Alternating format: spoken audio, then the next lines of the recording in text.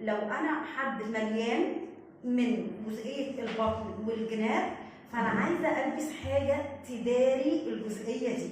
تمام.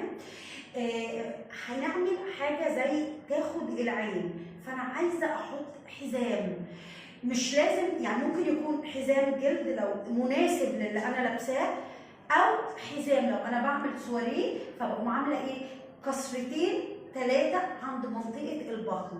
هنا انت عملتي تمويه للعين ان انا ما عنديش بطن بارز، انا في كسرات. الكسرات دي اول حاجه بتبصي تلاقي العين جابتها من غير ما اخلي الجزء ظاهر اللي هو جزء البطن نفسه او الجلاب.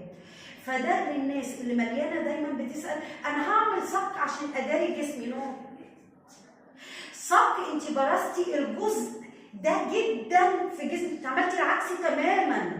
فاهمين اقصد ايه؟ هي النقطه في كده يا جماعه.